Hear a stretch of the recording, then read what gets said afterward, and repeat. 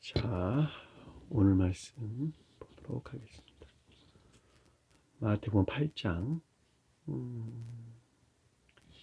21절, 22절. 지난 시간에 조금 하다 말았던 것 같은데 제가 읽도록 할게요. 제자 중에 또 한 사람이 이르되 주여 내가 먼저 가서 내 아버지를 장사하게 하옵소서. 예수께서 이르시되 죽은 자들이 그들의 죽은 자들을 장사하게 하고 너는 나를 따르라 하시니라. 아멘.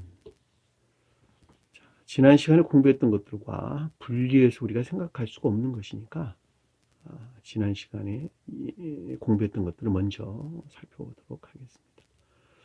18절에 보니까 예수께서 무리가 자기를 애워싸는 것을 보시고 그랬는데, 이 말이 예수께서 애워싸는 마른 무리를 보시고 이렇게 설명을 드렸죠. 그렇죠? 예수께서 자기를 애워싸는 많은 무리를 보시고, 애워싼다는 말이 뭐뭐에 관하여, 뭐뭐에 대하여 이런 뜻이에요. 그러니까 예수가 표징하는 것들에서 비롯된 기억지에 속한 것들에 대한 내적인 지각, 본다는 말은 에이도이란다는데, 이 내적인 지각을 가리키는 말의 뜻으로, 이것이 속 사람에서 비롯된 그 어떤 생각들을 가리켜서 또는 지각을 가리켜서 내적인 지각, 이렇게 이야기를 하는 것입니다. 그리고 겉사람에서 비롯된 그 어떤 것들, 영적인 어떤 것들에 대해서 지각 또는 생각을 가리켜서 에이포이라는 단어로 내면적인 지각이다, 제가 이렇게 설명을 드렸어요. 또는 교리적인 것들에 대해서 어떤 생각을 했다 또는 지각을 가리킬 때는 레고라는 말로 우리에게 설명돼서 나왔죠. 근데 여기서 지금 무리에 속한 것들에 대한 내적인 지각이었죠. 근데 이 무리가 무엇이냐 그랬더니 신령 존재에 속한 신령선에서 비롯된, 또는 다른 말로 주님의 신령선에서 비롯된, 또는 신령선으로서 주님에게서 비롯된, 딱 같은 말로 얘기해 볼 수 있겠죠. 거기에서 비롯된 기억지 안에 있는 것들이다, 이렇게 생각해 볼 수가 있습니다. 무리라고 하는 것은 어디에서나 다 기억지를 표징하는데, 여기서는 지금 주님에게서 비롯된 기억지예요. 주님에게서 비롯된. 그런데 기억지라고 하는 것이 또 다른 것들도 있겠죠. 다시 말하면 자기 사랑이나 세상 사랑 목적에서 취한 기억지도 있겠죠. 그렇죠? 그러니까 여기서는 지금 그것들이 아니고 호의적인 기억지다, 이렇게 여러분들이 이해하시면 될 것 같아요. 건너편으로 가기를 명하신다라고 하는 것이, 기억지 안에 있는 것들이 어떤 상태의 지금 변화가 일어나는 것이다라고 하는 것을 우리가 쉽게 이해해 볼 수가 있겠죠. 그러니까 이게 지금 교리적으로 보면 개혁되는 것을 우리에게 설명해 준다 해도 아무 상관이 없습니다. 생각이 바뀌지 않냐고서는 한 사람이 거듭날 수가 없죠. 생각이 바뀐다라고 하는 것은 합리적 이성에서 가르침에 속한 것들이 맞다라고 하는 믿음이 와야 돼요. 그래야지 그동안에 터득된, 제가 진리라고 얘기했던, 또는 선이라고 여겼던, 또는 주님을 찬양한다고 여겼던, 또는 주님을 예배한다고 여겼던, 내가 교회에 속한 자라고 여겼던, 또는 내가 구원받았다고 여겼던 이 잘못된 지식들을 떨쳐낼 수가 있단 말이죠. 떨쳐낼 수가 있어요. 그것을 개혁한다라는 뜻이에요. 그리고 그 자리에 뭐가 대신 차지하냐 그랬더니, 이 가르침에서 비롯된 교리적인 것들이 그 자리를 대신 차지하게 되는데, 그것을 여기서는 지금 많은 무리 그랬단 말이죠. 많은 무리. 그러니까 여기서 건너가기를 원한다라는 말은 전자의 상태에서 후자의 상태로 변화되기를 원했다, 이런 말이란 말이야. 변화되기를 원했다. 상태의 변화를 가리킨다라고 하는 것을 잘 볼 수가 있어요. 건너편이란 말은 상태라는 측면에서 다른 쪽으로 좀 이동하기를 원했다라고 하는 것이니까 상태의 변화를 가리킨다라고 하는 것을 잘 볼 수가 있겠죠. 그렇죠? 19절 보니까 한 서기관이 나왔는데, 근데 그 가운데, 무리들 가운데에 서기관이 표징하는 것들과 교류가 일어났는데, 그것들과 가까이 접촉을 했는데, 영적인 측면에서 가까이 접촉했다는 말의 뜻이에요. 서기관이 왔다는 말이 사람이 왔다 그런 말이 아니고, 영적인 상태에서 그와 같은 것들이 교류가 일어났다라고 하는 것을 잘 볼 수가 있겠죠.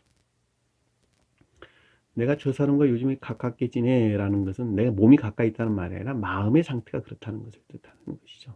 마음과 생각이 서로 가까이 있다라는 말로 우리가 쉽게 이해해 볼 수 있죠. 그러니까 여기서 지금 나왔다는 말은 프로셀코마이, 뭐뭐에 가다, 뭐뭐에 접근하다 이런 뜻이에요. 가까이 나오다 이런 뜻이에요. 그러니까 한 서기관이라고 하는 것은 무리 가운데 있는 서기관이 표징하는 것들과 가까이 접촉했다, 또 교류했다 라는 말로 우리가 이해해 볼 수가 있단 말입니다. 서기관이 뭐라 그랬어요? 서기관. 율법이 더럽혀진 거짓을 가리킨다. 제가 이렇게 설명드렸죠. 왜냐니까 이들이 전부 다 유대교회에 속한 자들이기 때문에 유대교회는 더 이상 선이나 진리들이 그 가운데 있지 아니하였고 오히려 그것들에 대한 그들이 스스로 선이라고 하는 악과 진리라고 하는 거짓들 가운데 있었단 말이죠. 그리고 그 악과 거짓들이 결합된 삶에 속한 악 가운데 있었는데 그것을 바리새인이 그랬어요. 그러니까 이 내면적인 악을 대제사장, 거기서 파생된 거짓들을 가리켜서 서기관, 그리고 그 내면적인 악과 거짓들이 결합되어 삶 속에서 악행들을 저지르면서 사는 자들을 바리새인 그랬단 말이죠. 그러니까 그것이 한 사람 안에 있는 나를 표시한다라고 하는 것을 잘 볼 수가 있겠죠. 그러니까 여기서 이제 무리 중에서 나온 이 서기관이라고 하는 것은 그들 스스로 성원에 속한 예배 가운데 있다고 하나 그럼에도 불구하고 그 율법들이 다 더럽혀진, 그 가르침들이 다 더럽혀진 거짓 가운데 있었다라고 하는 것을 잘 볼 수가 있겠죠. 그러니까 주님의 자연적인 사람에 대해서 언급할 때는 유아 시절에 터득됐던 유대 교회에서 터득된 이것들을 가리킨다라고 하는 것을 잘 볼 수가 있겠죠. 왜냐하면 가장 높은 뜻에서 주님의 자연적인 사람은 지금 영화 과정에 대해서 우리에게 설명해 주는 것이니까 그럼에도 불구하고 그것은 사람의 중생을 지금 표정하고 있다 제가 이렇게 설명을 드렸죠. 더더군다나 마태복음서 같은 경우는 자연적인 천적인 사람의 중생을 표정하고 최고의 뜻에서 신령 천적인 것들을 측면에서 주님의 자연적인 사람의 영화 과정을 우리에게 지금 설명해 주고 있는 것이니까 여기서 한 서기관이라고 하는 것은 신령 존재에 속한 신령 선에 대한 기억지 안에 있는 것들로 그 가운데 있는 율법이 더럽혀진 거짓 가운데 있는 것들이다라고 하는 것을 잘 볼 수 있다. 그것들과 교류가 일어났다는 것이죠. 근데 그가 그것들에 대해서 무엇에 대해서 생각을 했냐 그랬더니 에이포이라는 그에게 아뢰되 예수께 아뢰다라는 말이 그에게 아뢰되 여기서 대명사로 그에게라는 단어를 썼어요. 인칭된 형사로. 그러니까 여기서 예수란 것은 알 수가 없어요. 왜냐하면 신령 존재에 속한 신령 선 안에 있는 것들이니까 그것을 알 수 없단 말이죠. 주님 자신 사람도. 언제 알았어요? 영화 되신 후에 신령 존재에 속한 신령 사랑의 안에 있는 신령 선이 무엇이다 라고 하는 것에 대한 지혜나 총명 가운데 있게 됐단 말이죠. 그래서 하나님 아들 그랬어요. 그분을 가리켜서. 그러니까 신령 사랑과 신령 지혜 안에 있는 주님을 가리켜서 영화 되신 주님을 가리켜서 하나님 아들 그랬단 말이죠. 그러니까 영화 되신 후에 신령 존재에 속한 신령 선 안에 있는 것들이 무엇인가라고 하는 것들에 대한 지혜나 총명 가운데 있었다는 것을 우리가 잘 볼 수가 있단 말입니다. 그러나 마리아로부터 전수된 인간 속성 안에서 태어난 주님 자신은 그것들에 대해서 알지 못했어요. 그래서 그것들에 대해서 여기서 대명사를 사용했는데 그 말이 그에게 아뢰되 이런 뜻이에요. 그에게라는 말은 그러니까 신령 천적인 것들에 대해서 지각하기를, 교리적인 신령 천적인 것들에 대해서 내면적인 지각이 있었는데 이런 뜻이란 말이죠. 그것이 뭐였어요? 앞에서 우리가 공부했던 5장에서 7장에 이어지는 신령 천적인 것들에 대한 교리적인 것들이란 말이죠. 그것들에 대해서 지각하기를 내면적인 지각, 겉사람으로부터 지각하기를 그 뜻이에요. 그렇죠? 그러니까 겉사람으로부터는 예수님께 속한 것들을 알 수가 없겠죠. 그러니까 신령 천지인 것들에 대해서 지각할. 왜냐하면 겉사람이 인간 속성 안에 지금 머물러 있는 것이니까. 그렇죠? 자, 선생님이요, 당신이 어디로 가든지 따르리라. 그렇죠? 선생님이다라고 하는 것은 교리적인 신령율법 또는 교리적인 성언으로 주님을 가리켜서 선생님 그랬어요. 복음서 어디에서나 교리적인 성언으로서 주님에 대해서 선생님 이렇게 설명했어요. 랍비는 선에 대해서, 나본이라는 말은 신령 지위 측면에서 주님에 대한 설명입니다. 나본이라는 말은 나의 선생님이여 라는 뜻이에요. 그러니까 교리적인 성언으로서 주님에 대한 고백이에요. 그러니까 주님 입장에서 보면 교리적인 신령 율법에 속한 것들에 대한 고백을 가리킨다라고 하는 것을 잘 볼 수가 있겠죠. 자, 이것들 안에 내가 순종하리라, 따라가리라 라고 하는 주님의 자백이죠. 선생님이요, 당신이 어디로 가든지 나를 어디로 인도하든지 내가 그것들 안에 순종하리라.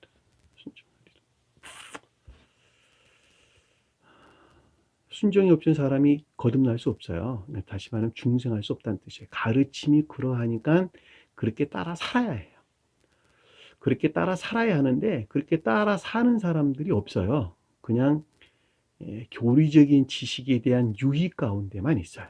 그러니까 사람이 거듭날 수가 없고 지혜나 총명 가운데 나아갈 수가 없단 말이죠. 그렇죠? 한 사람이 구원받는 것은 지식으로 구원받을 수가 없는 거란 말이죠. 반드시 내가 선 안에 있을 때 주님께서 넣어주신 사랑 안에 있지 않냐고서는 구원받을 수가 없어요. 그러니까 그것들이 진리들이, 교리적인 진리들이 고백되는 삶 가운데 사는 것. 그것을 순종한다 또는 복종한다 그런 뜻이란 말입니다. 그러니까 여기서 지금 내가 따르리다 라는 말은 그 거룩한 교리적인 것들에 신령천적인 것들에 신령천적인 것들 안에 존재하는 교리적인 거룩한 율법들에 내가 순종하겠나이다. 교리적인 거룩한 가르침들에 내가 순종하겠나이다. 천적인 사람들은 순종하고 영적인 사람들은 복종한다는 말로 성립될 수 있겠죠. 그렇죠. 영적인 사람들은 내가 가르침에 복종하겠나이다. 그 깨달은 것들에 내가 복종하겠나이다. 지각 가운데 있는 것들에 내가 복종하겠나이다. 그런데 앞에서 뭐라 그랬어요? 중풍병이 걸렸다 그랬죠. 중풍병. 그러니까 이 말이 나오는 거예요. 중풍병이 걸렸다. 다시 한번 생각은 있는데 손과 말이 말을 안 들어. 다시 한번 그거를 행할 만한 능력이 내가 있지 못하다라는 말로 우리가 공부를 했죠. 그러니까 생각만 있고 말만 해. 그냥 행동은 없고. 그걸 중풍병자자 이렇게 설명됐단 말이죠. 중풍병 상태에 내가 있는데 내가 이제 정말 순종하겠나이다. 이렇게 이야기를 한 것이죠. 그렇죠? 근데 이런 다짐이 있는 사람도 없어요, 사실은 보면. 참 안타까운 현실이에요. 안타까운 현실. 여러분은 반드시 시험을 겪어야 돼요. 순종이나 복종이라는 말은 시험을 동반하게 되어 있는 것입니다. 왜냐하면 주님께 속한 생명과 내 생명이 맞바꿔지는 것이니까 진리에 따라 살려니 내 마음이 울어요. 자기 사랑이나 세상 사랑 목적 안에서 그것을 쫓아차는 내 마음 안에 있는 어떤 정욕이나 탐욕자 같은 것들이 운단 말이죠. 왜? 그걸 떨쳐내라 하니까. 그것은 지옥에 속한 것이란다. 지옥적인 사랑 안에 있는 것이란다. 그러니까 여기서 분리돼야 된다라고 계속 성경은 가르친단 말이죠. 그러니까 그것을 떨쳐내려니 시험이 뒤따를 수밖에 없게 돼 있죠. 그 시험이라고 하는 것은 굉장히 혹독하게 오는 것입니다. 근데 여기서 지금 이해라는 영역에서 개혁되는 것은 그냥 웬만하면 다 극복해낼 수 있어요. 그것은. 왜냐하면 그건 합리적 이성 안에 있는 것이기 때문에 합리적 이성. 합리적 이성에서 진리를 확증하는 것이거든요. 그러니까 그것은 웬만하면 다 극복해낼 수 있어요. 다시 말하면 이 진리들이 시인할 수 있다는 뜻이에요. 그리고 그 교리적인 것들을 알 수 있다는 말이죠. 그 교리적인 것들을. 교리적인 것들 지식 안에 나갈 수 있다는 말의 뜻이죠. 근데 그것을 자유의지에서 그것을 취할 것인가 말 것인가라고 하는 것은 둘째 문제예요. 둘째 문제. 자유의지에서 취하는 것은 생명을 맞바꾸는 극적인 아주 내적인 시험, 내적인 고통과 시험이 뒤따라온단 말이죠. 그러니까 주님께서 우리에게 넣어주신 함정 이성과 자유의지가 그래서 있는 거예요.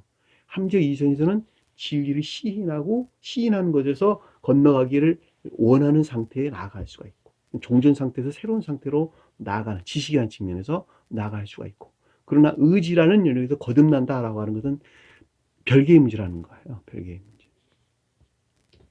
그러니까 여기서 반드시 따라오는 것이 전제되지 아니하면 한 사람 생명은 저 세상 생명으로 제고될 수가 없다. 새로운 상태로 제고될 수가 없다라고 하는 것을 명백하게 이해해 볼 수가 있다면, 이것에 대한 가르침들이 아래에 지금 설명돼서 나오고 있는 것을 우리가 잘 볼 수가 있겠죠. 그렇죠? 20절 보니까 예수께서 그에게 이르시되, 예수께서 이르시되 이런데 그에게 이르시되 이런 뜻이에요. 종전 상태에 있는 것들에 대해서 교리적으로 어떤 생각 또는 지각이 있었는데, 또는 가르침들이 있었는데 이런 뜻이겠죠. 이르고 레고 말하기를 이런 뜻이에요. 예수께서 말하기를. 그러니까 주님의 신령 선에서 말미암는 교리적인 것들에 대한 지각이나 또는 어떤 가르침들을 가리킨다라고 하는 것을 잘 볼 수가 있겠죠. 야, 여우도 굴이 있고 공중의 새도 거처가 있으되, 그렇죠? 자, 여울에 굴이 있다라는 말은 여우가 표징하는 것들은 굴이 표징하는 상태에 있다는 것. 그것들 안에 예, 그것들 안에 들어와 있다는 것이죠. 그러니까 여우가 표징하는 것들은 굴이 표징하는 것들 안에 있고, 공중의 새도 거처가 있는데 공중이 표징하는 것들 안에는 새가 표징하는 것들 안에서 비롯된 삶 가운데 있는데, 그렇죠? 그러면 여기서 지금 여우가 표징하는 것이 뭐고 굴이 표징하는 것이 무엇인지, 공중이 표징하는 것이 뭐 천개예요. 천개가 우라노스, 공중이란 말이나 천개란 말이나 같은 말, 하늘이란 말로 같은 말로 이해해서도 아무 상관이 없습니다. 하늘에 속한 것들은 라는 새가 표징하는 것들의 삶 가운데 있는데, 거처가 있는데, 카타스케노시스, 거주하다, 거처하다 이런 뜻이에요. 그러니까 삶 가운데 있는데 인자는 머리 둘 곳이 없다 하더라. 자, 이 말은 나중에 풀기로 하고, 그럼 여우와 굴이 무엇인가? 여우는 악에 속한 여우가 되는 것들. 성경 말씀에서 선한 짐승은 의지에 속한 선한 마음을 표징하고, 악한 짐승은 의지에 속한 악한 마음을 표징한다 그랬죠. 자, 선한 마음이다라고 하는 것은 주님에게서 비롯된 것들이고, 악한 마음이다라고 하는 지옥에서 유입된 것들이죠. 성경 말씀에서 짐승들이 많이 언급돼서 나오는데 그것은 전부 다 의지에 속한 것들을 표징한다, 또 사랑에 속한 것들을 표징한다라는 말로 언급될 수가 있습니다. 그래서 악한 짐승은 지옥적인 사랑 안에 있는 것을 가리키고, 선한 짐승은 천계적인 사랑 안에 있는 것들을 표징한다라는 말로 여러분들이 쉽게 이해하는 것이 좋겠다. 그래서 소나 그다음에 염소 또는 양들, 순양들 또는 어린 양들, 이런 것들은 다 선한 짐승들이죠. 또는 또 뭐가 있을까? 사슴들도 있겠네요. 이런 것들, 성경에서 언급되는 짐승들, 그건 선한 짐승들. 그러니까 그것이 주님에게서 사람 마음 안에 들어와 있는 선한 마음, 영적인 마음이나 또는 천적인 마음 또는 자연적인 마음 안에 있는 선들을 표시한다라고 하는 것을 잘 볼 수 있겠죠. 반대로 악한 짐승들이 있겠죠. 악한 짐승들, 여우들, 여기서 말하는 여우들, 그리고 늑대들, 또는 불결한 돼지들, 그렇죠. 그 다음에 또 뭐가 있을까? 곰들, 곰, 이런 것도 전부 다 악한 마음이죠. 우리 마음 안에는 악한 것들을 다 표현합니다. 또 이에 속한 것들도 있겠죠. 그러니까 의지에 속한 마음과 이에 속한 생각이 있는데, 이에 속한 생각 안에 있는 것들은 전부 다 새들이 표징하죠. 곱고 아름다운 새들, 곱고 아름다운 새들은 지혜나 또는 총명 또는 이지나 또는 슬기 또는 합리적인 것, 이런 것들을 다 표징하는 것들로 천계에 속한 것들을 가리킨다. 천계를 아는, 천계에 속한 지혜나 총명 또는 합리적인 것, 이런 것들을 다 표징하는 것이죠. 반대로 불결한 짐승들이 있겠죠. 반대로 불결한 짐승들, 흉측한 새들, 반대로 불결한 새들 또는 흉측한 새들 또는 밤새들, 그렇죠. 뭐 독수리, 까마귀 또는 부엉이, 이런 것들, 밤새들, 그런 것들은 망상이나 또는 미망, 망상이나 또는 미망 또는 자기 총명, 그렇죠. 자기 생각 또는 불영명한 상태, 거짓 안에 있는 상태, 이런 것들을 우리에게 설명해 준다라는 것을 잘 볼 수가 있겠죠. 또 알에서 태어난 것들이 있겠죠. 알에서 태어난 것. 새들은 전부 다 알에서 태어났죠. 근데 알에서 태어난 것들이 또 있어요. 파충류. 땅에 기는 짐승들. 뱀, 악어, 파충류 종류, 다 아래에서 부화한 것들이죠. 이런 것들은 관능적인 추론들, 관능적인 감관에서 비롯된 추론들을 일컫는 말씀의 뜻이죠. 그러니까 새와 유사한데 하늘은 하늘에 속한 하늘에서 비롯된 합리적인 것들. 그러니까 주님께서 넣어주신 사랑에서 비롯된 지혜나 총명 또는 합리적인 것, 이지적인 것, 슬기로운 것들.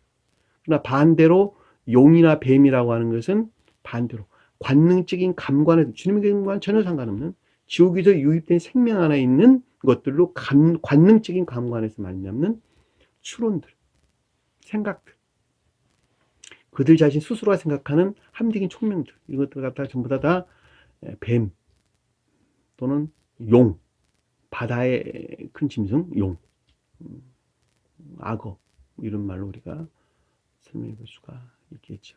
이거 다 대응에 대한 설명이니까 여러분들이 성경을 보실 때 그와 같은 짐승들이 나오면 아, 이거는 천기에 속한 것들에 대한 설명이구나. 이것은 지옥에 속한 것들에 대한 설명이구나. 뱀이나 용 이런 게 나오면 아, 이게 관능적인 감관에서 성경 말씀을 추론하는 것들에 대한 설명이구나. 이 말로 여러분들이 쉽게 영적인 대응으로 바꿔서 이해해 볼 수가 있겠죠.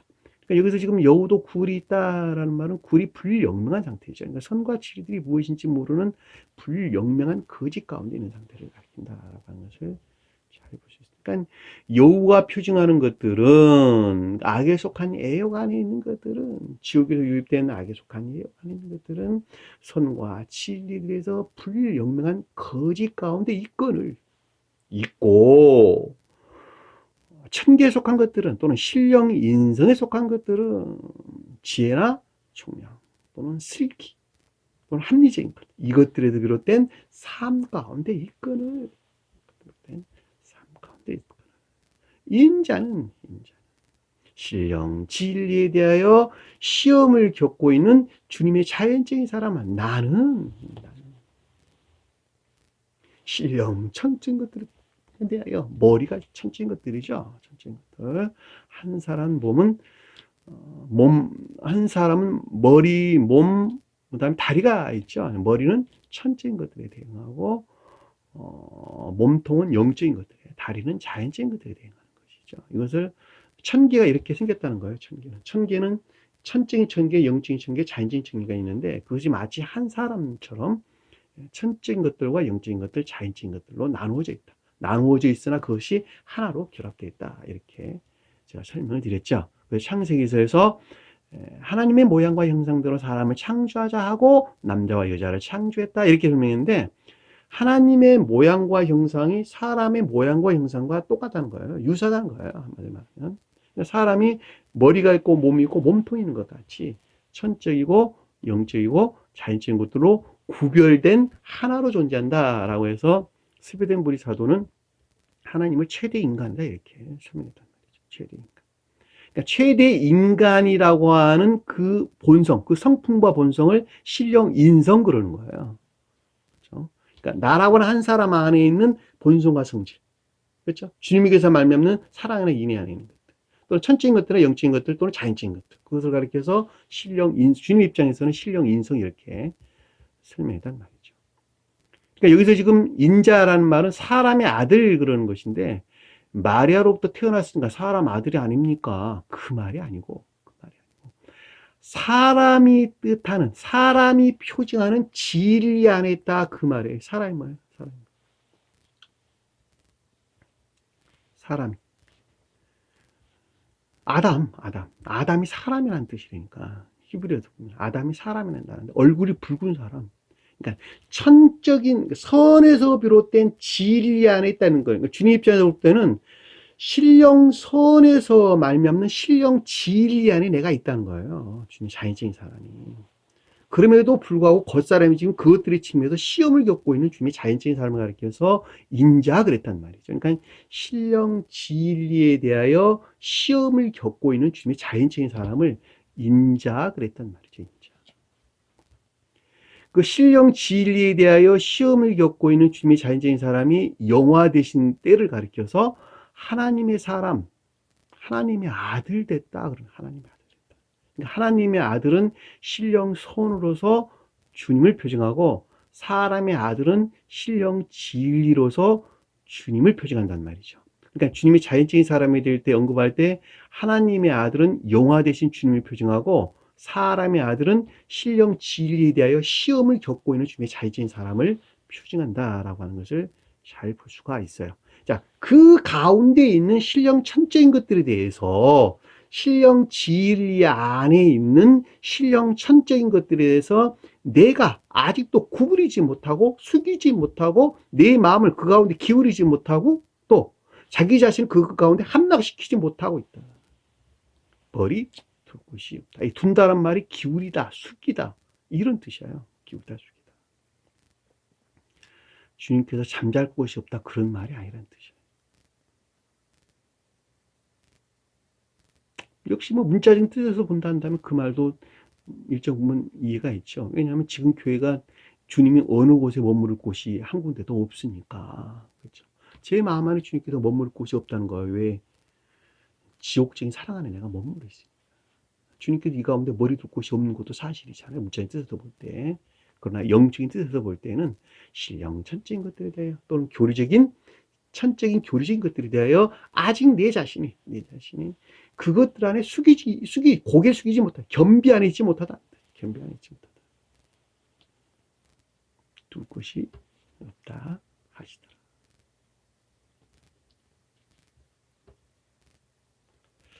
머리란 말이 신령 천적인 것들을 표현한다라고 하는 것을 반드시 기억했으면 좋겠네요. 자, 머리털은 뭘까? 그럼 머리털. 천적인 자연적인 진리 안에 있는 것들을 성경에서는 머리털 그러는 거예요. 머리털. 구분하세요. 머리와 머리털. 근데 이 말들을 근데 번역하는 사람들은 구분을 안 하고 어리석은 그냥 머리라고 번역했다. 어리석은 또 머리털이라고 번역했다.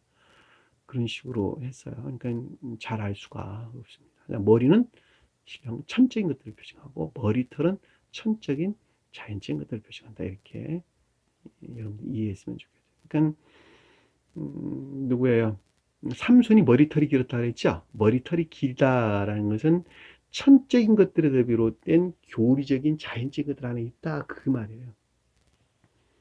근데 블레셋 족속의 그 여인한테 머리털이 잘렸다라는 말은 그것들에도 분리된 이해에 속한 믿음 안에 있다. 그러니까 선에서 분리, 교리적인 자연적인 진리들이 선에서 분리되어 있고 단순히 믿음 안에 있다라는 말이 잘렸다는 거예요. 그래서 기둥들이 무너졌, 성전의 기둥들이 무너졌죠. 그렇죠. 근데 블레셋 족속과 싸워서 다시 이기는 그런 과정이 우리에게 설명돼서 나옵니다. 그 같은 영적인 어떤 가르침이 우리에게 설명해 주는 것을 잘 볼 수가 있습니다. 그러니까 삼손이 저기 맷돌을 가는 자가 된 거예요. 그리고 다시 머리털이 나기 시작할 때 성전 기둥을 다 우상 숭배적인 교리적인 것들을 다 무너뜨리는 그런 결과가 있었던 것을 우리는 잘 볼 수가 있습니다. 사람의 아들 안드로포스 아들은 히오스라는 단어예요. 히오스. 21절 보니까 그의 제자 중에 또 한 사람이 그에게 이르되, 그렇죠? 또 한 사람이라는 단어는 없는 단어고 다른 그의 제자가 그에게 말하기를 뜻이에요. 다른 그의 제자가 그에게 말하기를. 문장을 제가 바꿨어요.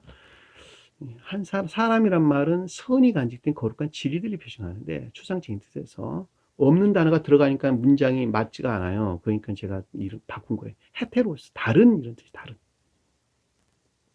헤테로스. 그러니까 다른 제자 중에 제자가 그에게 말하기 이런 뜻입니다. 다른 제자가 누구야? 제자가 누구예요? 제자. 앞에서 제자가.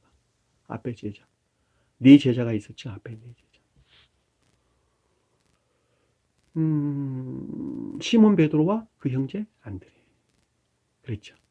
그리고 세베대의 야고보와 그 형제 요한. 그러니까 시몬 베드로와 그 형제 안드레와 그러니까 의지에 속한 믿음과 그 가운데 있는 순종 가운데 있는 것들. 그 성질이 뭐냐 그랬더니 세베대의 야고보와 그 형제 요한이었단 말이죠. 삶에 속한 것들인데 그것이 세베대의 야고보가 표징하는 삶 가운데 있었단 말이죠. 그렇죠? 그러니까 세베대 야고보는 천적인 것들이다. 천적인 사랑이나 인애 안에 있는 것들이다 이렇게 설명드렸죠. 천적인 사랑 안에 있는 것들이다 이렇게 설명드렸죠. 가장 높은 뜻에서는 신령 천적인 사랑 안에 있는 것들이다 이렇게 설명드렸죠. 요한은 선한 삶, 삶 가운데 있는 것들이 세베대의 야고보가 표징하는 상태의 삶 가운데 있었다는 것이죠. 그러니까 그것들과 다른 영적인 것들, 그렇죠? 기억지 안에는 영적인 진리들 또는 겉사람 안에는 영적인 진리들에도 아무 상관이 없겠죠. 제자들이 영적인 진리들이 표징하는 것이니까, 그렇죠?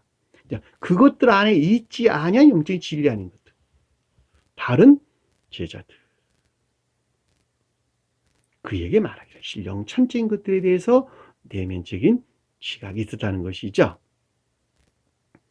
그것들 안에 있지 아니한 기억지의 영적인 진리들로, 그렇죠? 신령 천적인 것들에 대해서 어떤 내면적인 지각이 있었는데, 아래 보니까 뭐라고 여기서 나왔냐 그랬더니 주여, 자, 신령선에 대한 고백이 있었죠.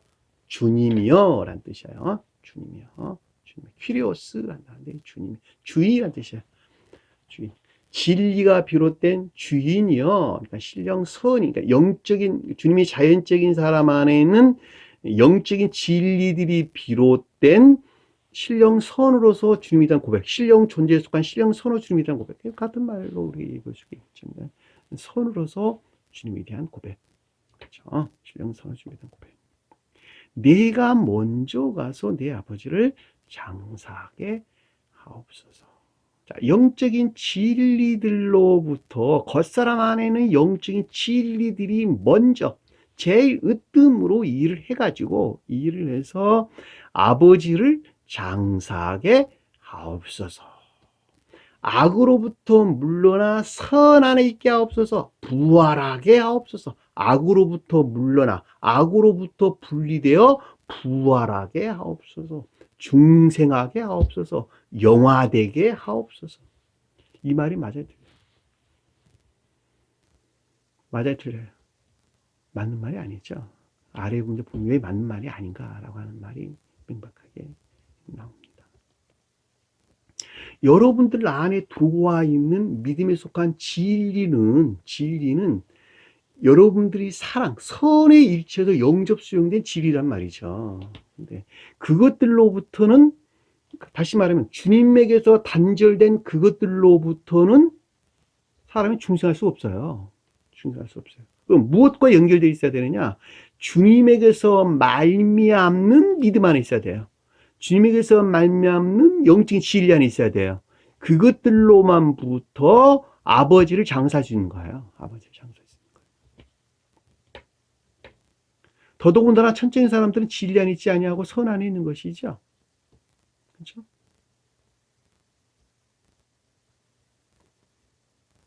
그러니까 여기서 지금 아버지라고 하는 것은 선을 뜻하고 반대의 뜻은 악을 가리킨다는 말이죠. 그러니까 앞에서 지금 여기서 다른 제자라고 표징하는 이 진리하는 것들은 다 아까운 데 있는 것들을 가리킨다라고 하는 걸 잘 볼 수 있어요. 왜? 그것이 인간 속성 안에 지금 머물러 있는 것들이니까. 그래서 앞에서 지금 다른 제자가 그래서 언급돼서 나온 것입니다.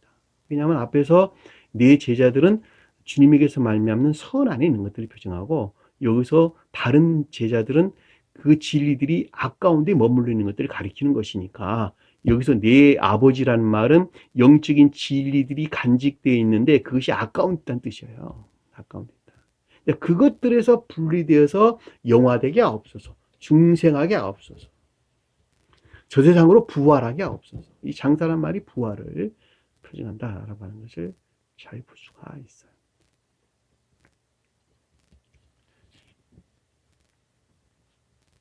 그렇죠? 그러니까 주님께서는 뭐라 그랬어요? 이건 죽은 것이란다 그렇게 앞에 지금 설명하고, 그것들은 다 죽은 것들이란다. 죽은 것들은 죽은 자들이 장사하게 하고 너는 나를 따라, 이렇게 이야기를 지금 해주신 것입니다. 너무 당연한 이야기죠. 다시 말하면 영적인 진리 안에 있는, 고유 속성 안에 머물러 있는 영적인 진리들, 그것들로부터는 결코 사람이 악으로부터 분리되어 중생할 수 없다. 부활할 수 없다는 거예요. 무엇으로만부터? 주님에게서 말미암는 신령선으로부터. 주님에게서 말미암는 주님의 신령선으로만부터 그것이 비롯되는 것이지 결코 그 진리로부터는 사람이 부활할 수가 없단다. 중생할 수 없단다. 이렇게 지금 우리에게 설명해 주는 것입니다. 이 장사에 대해서 우리 한번 찾아보도록 할게요. 창세기 15장 15장. 창세기 15장 15절.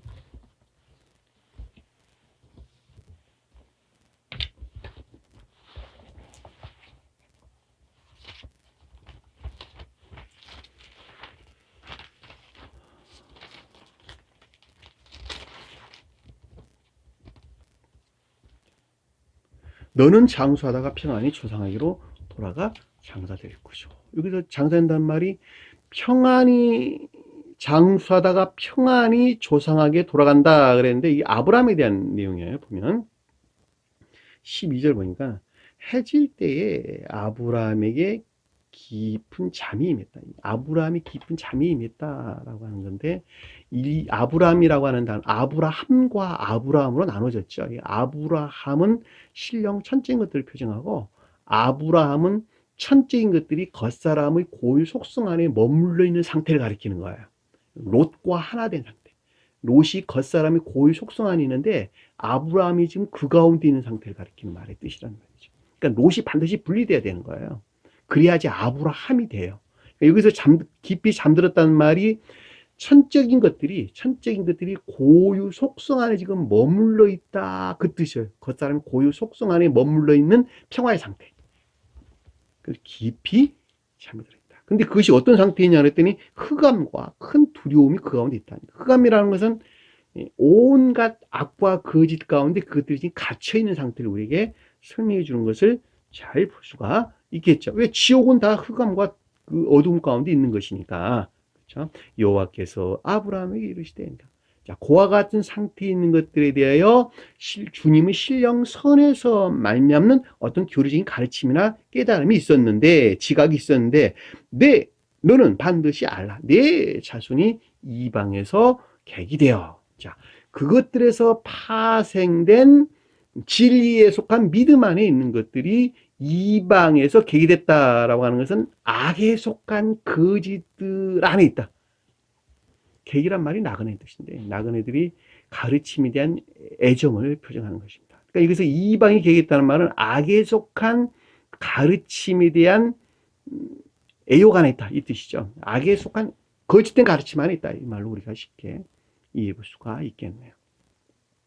그들을 섬기겠고, 자, 그와 같은 것들에 대한 우상 숭배적인 예배 안에 있겠고, 그들은 400년 동안 내 자손을 괴롭히라. 자, 믿음 안에 있는 것들이 400년이라는 상태의 속박 상태, 구속 상태 또는 고통 가운데 있으리라. 400이라는 것은 새로운 교회가 재건되기까지 충분한 영적인 시험을 표징하는 것입니다. 영적인 시험 가운데 있습니다. 새로운 교회가 재건된다는 말은 중생을 표징하는 것이죠. 그 한 사람이 중생하기까지 그 가운데 있는 믿음 안에 있는 것들이 그 고통 가운데 갇혀 있을 것이라 충분한 기간을 표징하는 거예요. 그들이 섬기는 나라를 내가 징벌할 걸 할지면, 주님이 징벌한다는 말이 아니라 징벌을 받을 만한 악 가운데 머무를 것이며, 그 후손에 내 자손이 큰 재물을 이끌고 나오리라. 그 후에 내 자손이자 믿음 안에 있는 자들, 영적인 진리에 속한 믿음 안에 있는 들이 그것들에 속한 기억지 지식들을 가지고 나오리라. 개혁되리라. 개혁이란 말이나 앞에서 우리가 공부했던 건너편으로 가기를 명하이라는 말이나 같이 이해도 아무 상관이 없는 것입니다. 그리고 어떤 일이 일어났어요? 너는 장수하다가, 이 장수한다는 말이 육체가 오래 살았다, 내가 오래 살았다 그 말이 아니고 날이 오래됐다, 선이 충만한 상태가 됐다는 뜻이에요. 선이 충만한 상태가 됐다. 그러니까 그 자가 당연히 부활하겠죠. 그렇죠? 그렇죠? 저희 생명의 부활로 나오겠죠. 심판의 부활은 뭐예요? 영벌, 영원한 영벌이 있고, 심판의 부활은 영벌, 생명의 부활은 중생을 표징한다는 걸 잘 볼 수 있다. 그러니까 여기서 장사한다는 말이 생명의 부활을 가리키는 중생을 표징한다라는 것을 잘 볼 수가 있겠죠. 그렇죠? 너는 장수하다가. 이때 이름을 주님은 아브라함 그랬어요. 아브라함의 해라고 하는 해. 목숨의 목숨, 해라는 말. 목숨. 히브리에서 해라는 단어. 살아있는 목숨이 되는 것이죠. 평안히 조상에게로 돌아가 장사될 것이죠. 이 조상이란 말이 태국교회의 회복을 가리킨다라고 하는 것을 잘 볼 수가 있죠. 왜냐하면 이 조상이라는 것이 아담을 표징하는 것이니까, 그렇죠? 고대 교회.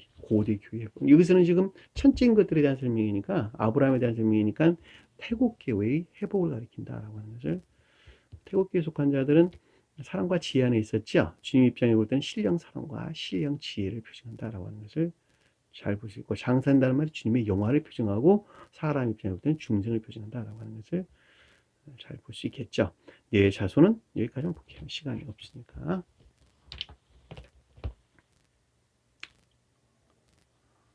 또 뭐가 있죠? 신명기 한번 볼게요. 신명기 21장. 신명기 21장. 23절.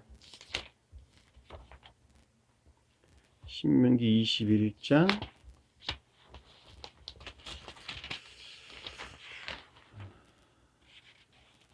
22, 23절.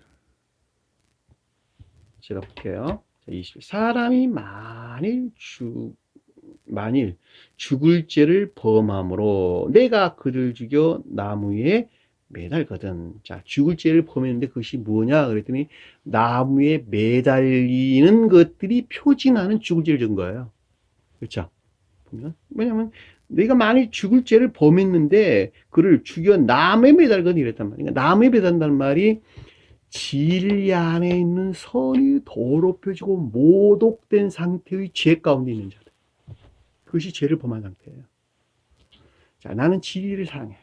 그리고 진리를 사랑하고 진리에 따라 살기를 갈망하고 열망해요. 그리고 실질적으로 살아요.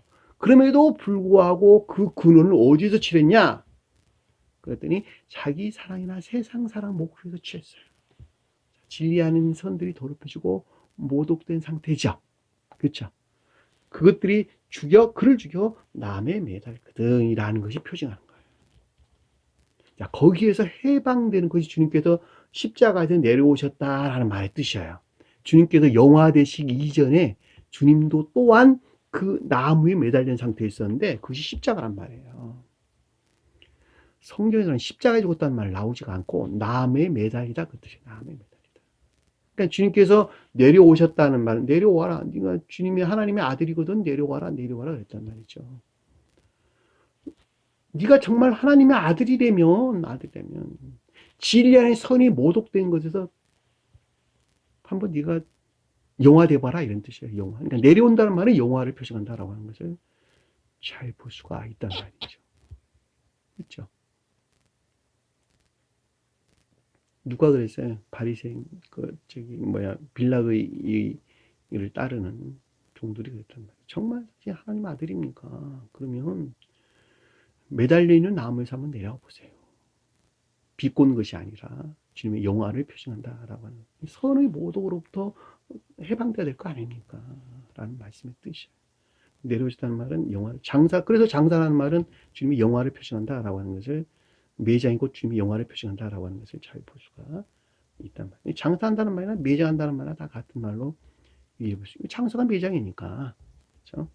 이 세상 살면서 우리가 육체를 장사하는 것도 또한 저 세상에서의 새로운 생명으로 부활을 표징한다라고 하는 것도 우리가 문자적인 뜻에서 이해한다 해도 충분하게 알 수가 있는 것입니다.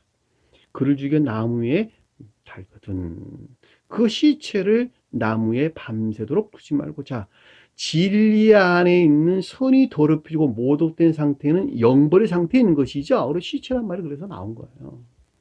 근데 그 가운데 밤새도록 지옥 안에 두지 말고 그 같은 지옥 안에 두지 말고 그 날에 장사하여 그 같은 상태에서 부활해가지고 부활해서 생명이 부활로 다시 나서 내 하나님 여호와께 내 기업으로 주신 땅을 더럽히지 말아라. 땅이 뭐예요? 내 마음, 너희 마음을 더럽히지 마. 주님에게서 말미암는 거룩한 진리 안에 있는 너희 마음을 더럽히지 말라. 나무에 달린 자는 하나님께 저주를 받았습니다. 자, 하나님께 저주를 받았다는 말은 지옥의 영벌 안에 그가 갇혀 있다는 것이죠. 굉장히 중요한 말이에요. 굉장히 중요한 말. 그러니까 여러분들이 내가 진리를 믿는 믿음 안에 있다 하나 그 믿음으로부터 거듭나지 아니하면 그 믿음으로부터 거듭나지 아니하면 그 자는 구원받을 수가 없다라고 하는 것을 명백하게 이해해 볼 수 있단 말입니다. 심지어는 그 가르침에 따라 순종하는 그 자체마저도 그 취한 근원이 자기 사랑이나 세상 사랑 목적 안에 있을 때 그 진리 안에 있는 것들이 더럽혀지고 다 진리 안에 삶과 진리들이 더럽혀지고 모독된 상태에 있었다라고 하는 것을 우리가 잘 볼 수가 있겠죠. 따라서 최후 심판이라고 하는 것은 그 가운데서 마지막 해방을 가리켜서 최후 심판, 그 가운데서 마지막 분리되는 것을 가리켜서 최후 심판 우리에게 이렇게 설명해 주는 것입니다. 그러니까 최후 심판을 맞이하지 아니하면 어느 누구도 구원받을 수가 없다라고 하는 것을 잘 볼 수가 있죠. 자, 이렇게 본다면 이 세상에 존재하는 사람들 중에 구원받을 자가 아무도 없는 거예요. 심지어는 개신교에서는 사람은 의를 행할 수가 없다는 것이 악한 유전하게서 태어난 인간들은 선을 행할 수가 없다고 가르친단 말이죠.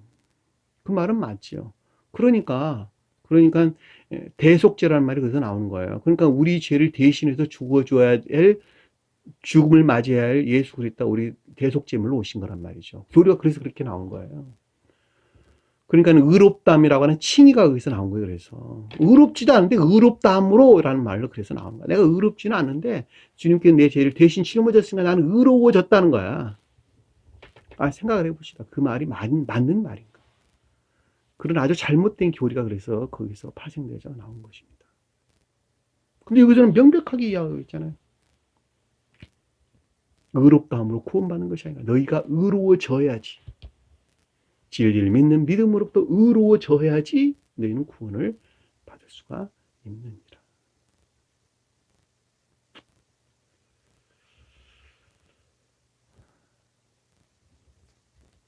사무엘상 볼까요? 사무엘상 28장 3절. 사무엘이 죽었으므로 온 이스라엘이 그를 두고 슬피 울며 그의 고향 라마에 장사했고 사울은 신접한 자와 박수를 그 땅에서 쫓아내었더라. 사무엘은 제사장이었죠. 제사장.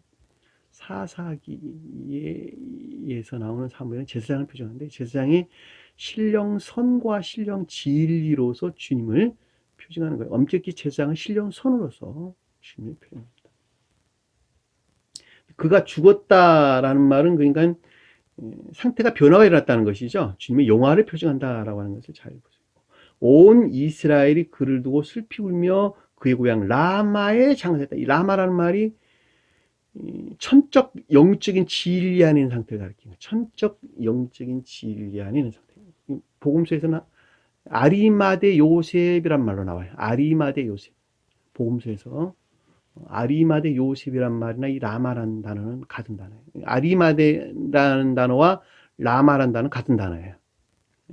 이해되셨나요? 그러니까 아리마대라는 것이 그러니까 신령 천적 영적인 것들을 표징한다 또는 천적 영적인 것들을 표징한다라는 것을 잘 볼 수가 있겠죠. 그래서 그 사람을 아리마대 요셉 그랬어요. 왜냐하면 요셉이 야곱이 라헬과의 관계에서 나온 아들이란 말이죠. 그러니까 천적 영적인 진리들을 표징하는 거예요. 요셉이. 그렇죠? 천적 영적 진리들에서 비롯된 삶에 속한 자연적인 천적인 것들, 자연적인 영적 천적인 것들을 베냐민이 표징하는 거예요.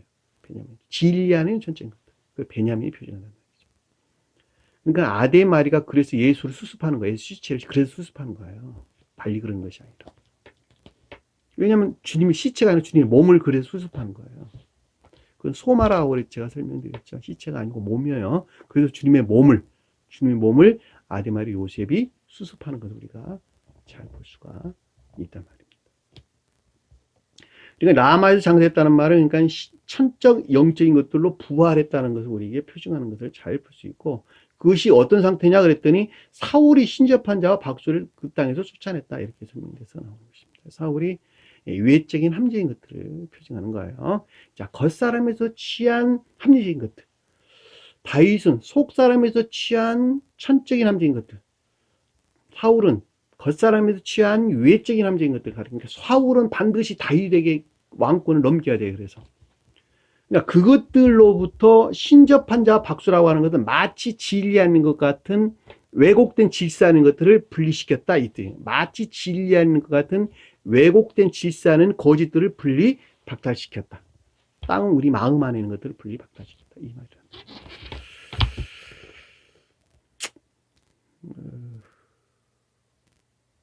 에레미야서 한번 볼까요? 에레미야서 7장.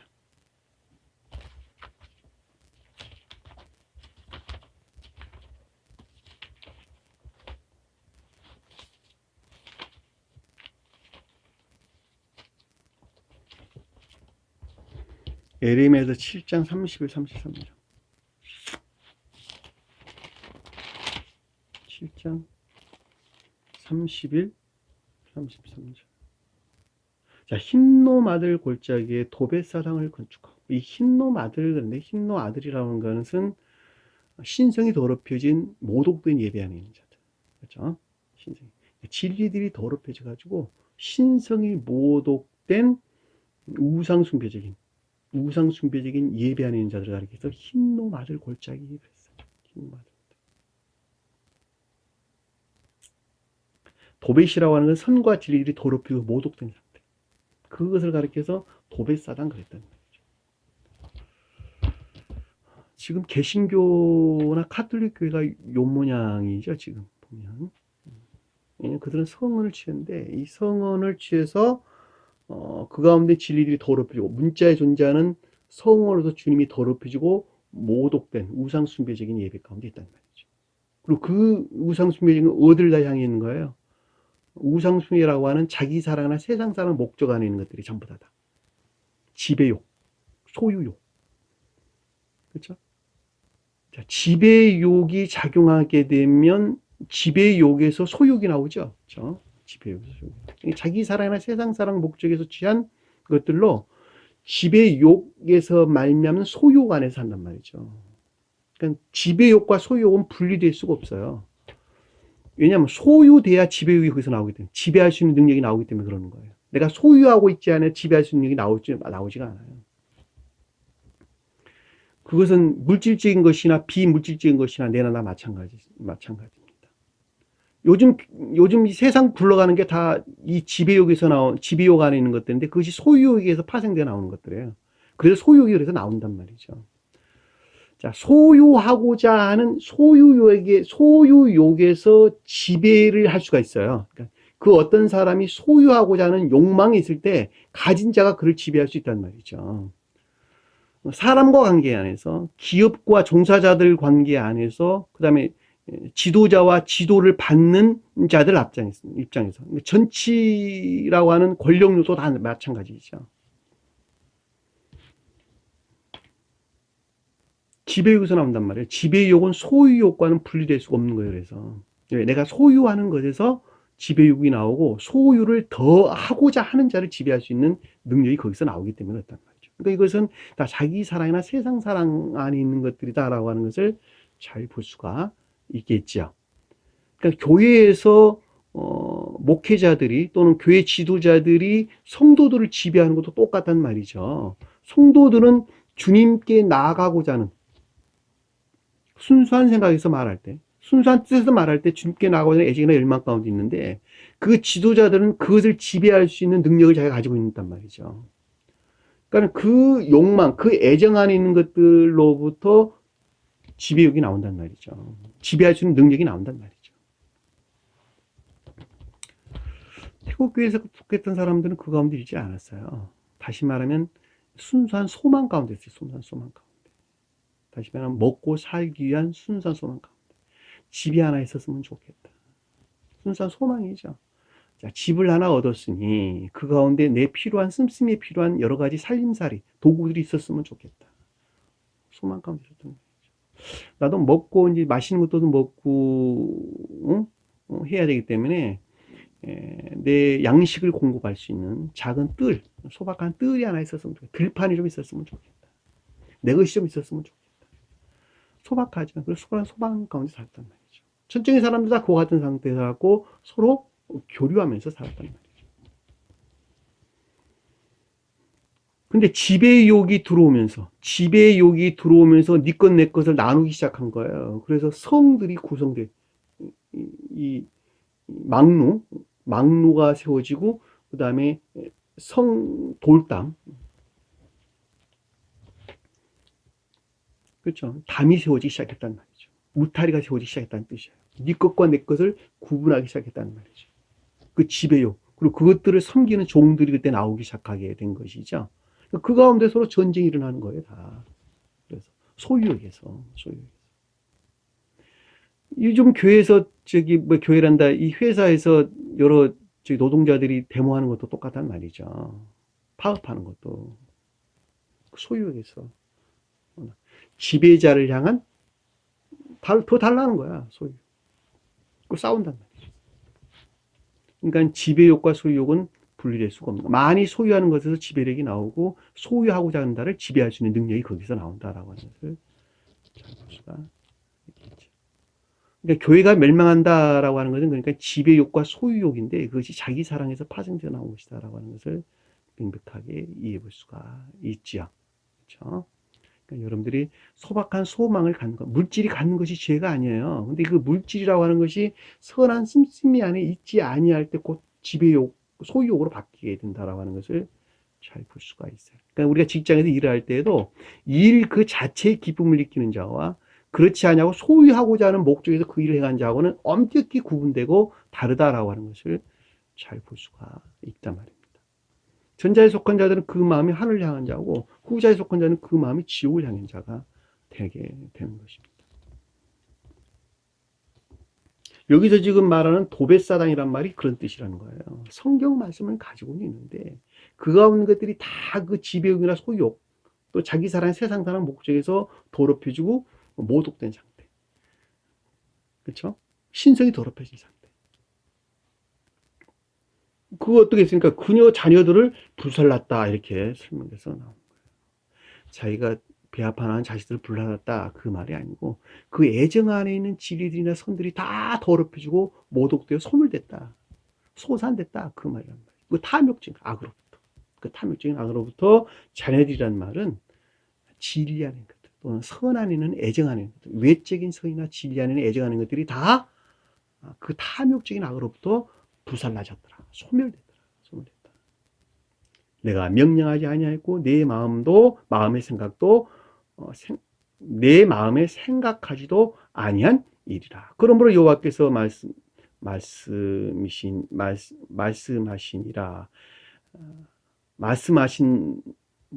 여호와께서 말씀하시니라. 날이 이르면, 날이란 말이 최후 심판 때를 가리키는 말의 뜻이죠. 그곳에 도벳이라는 흰놈 아들 골짜기라 말하지 아니하고, 그것을 어떻게 했다고요? 죽음의 골짜기라 말하니. 이는 도벳의 자리에 없을 만큼 매장했기 때문이다. 도벳의 자리가 없을 만큼 매장했기 때문이다 라고 하는 것은 그것들이 오직 영벌의 심판 안에 있기 때문이다. 죽음이 부활, 그렇죠? 죽음의 부활. 영적인 생명이 죽어있는 부활, 저 세상에서 영벌의 심판, 제2의 심판이 있기 때문이다.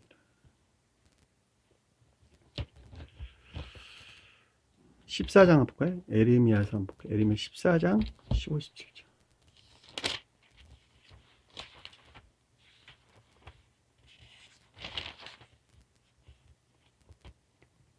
그러므로 내가 보지 아니하였어도 내 이름으로 예언하며 이르기를, 내가 보내지 아니하였는데, 여기서 지금 예언한다는 말이 가르침들을 뜻하는 것이죠. 그러니까 주님께서 보내지 아니하였다라는 말은 주님에게서 말미암는 교리나 가르침이 아니고 반대로 너희 자신 스스로가 진리라고 여기는, 선이라고 여기는 거짓된 가르침 안에 있다는 것이죠.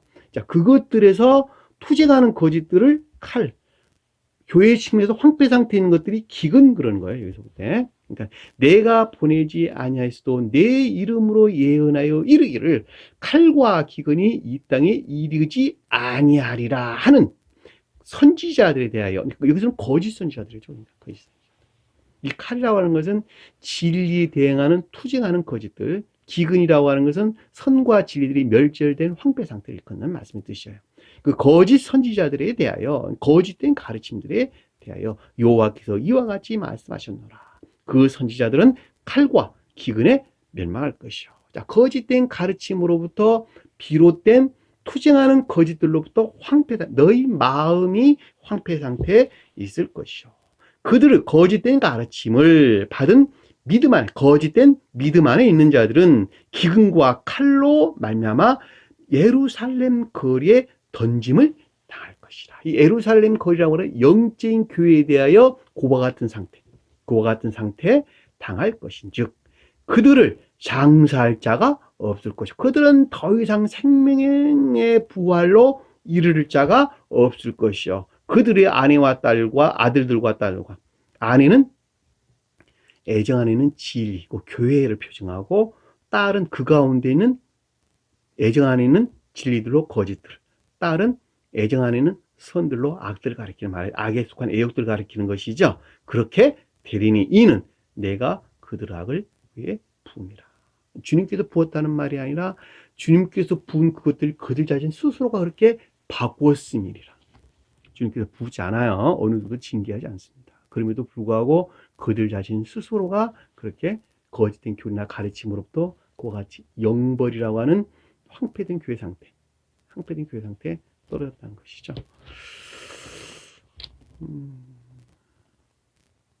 시간이 다 돼가네요. 아유, 시간이 많이 됐네요. 자, 요 정도만 하나 더 있는데, 여러분도 한번 찾아보세요. 호세아서 9장 5절 7절 말씀 더 하나 있는데, 요 정도만 볼게요. 아버지를 장사하게 하옵소서. 그러니까 여기서 지금 보면 다른 제자라고 하는 겉사람의 고유 속성 안에는 영적인 진리들이 먼저 나서 가지고 악으로부터 분리시켜 아버지가 표징하는 선인데 반대로 악으로부터 분리시켜 중생하게 하옵소서. 주님의 입장에서 볼 때는 영화되게 하옵소서. 또 다른 말로 신성과 합일되게 하옵소서. 있을 수가 없는 것이죠. 그러니까 뒤에서 말하기를 예수께서 그에게 이러시되, 자, 이와 같은 것들에 대해서 내면적인 지각이 있었는데 주님의 신령 선으로부터 또는 신령 존재에 속한 신령 선으로부터 에이폰 내면적인 지각이 있었는데 그들의 죽은 자들을 장사하게 떠나가게 하고 장사하여 떠나가게 하고 이 뜻이에요. 그들의 다시 말하면 앞에 있는 것들이 죽은 것이라는 거예요. 그렇죠? 영벌의 상태에 있다는 것이에요. 영벌의 상태에 있는 것들은 영벌의 상태에 있는 것들로부터 영벌의 심판이 부활이 있을 것이요. 영벌의 심판 안에 있을 것이요. 영벌의 심판 안에 떠나갈 것이요. 영적인 진리 안에 있는 것들은 무엇으로부터? 예수님으로부터. 신령 존재에 속한 신령 선으로만부터 순종하는 것에서 영화가 있을 수 있지 않겠느냐. 부활할 수 있지 않겠느냐. 나를 따르라 하시더라.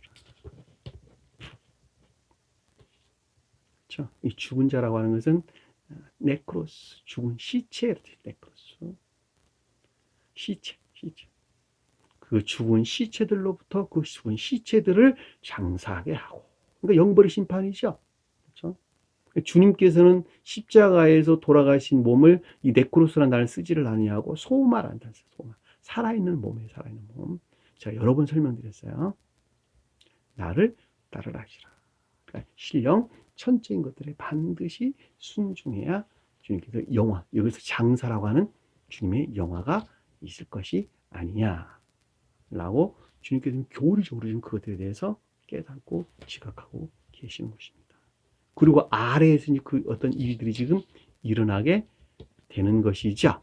그래서 오늘 주신 말씀 마음속에 깊게 간직하시고 한 주간을 승리하는 저와 여러분들을 간절히 축원합니다.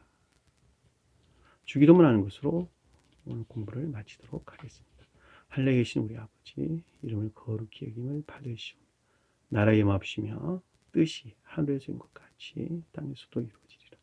오늘날 우리에게 일용할 양식을 주옵시고 우리가 우리에게 죄진 자를 사하는 것 같이 우리 죄를 사하여 주옵시고 우리를 시험에 들게 하지 마옵시며 다만 악에서 구하옵소서. 나라와 권세와 영광이 아버지께 영원히 싸움나이다. 아멘.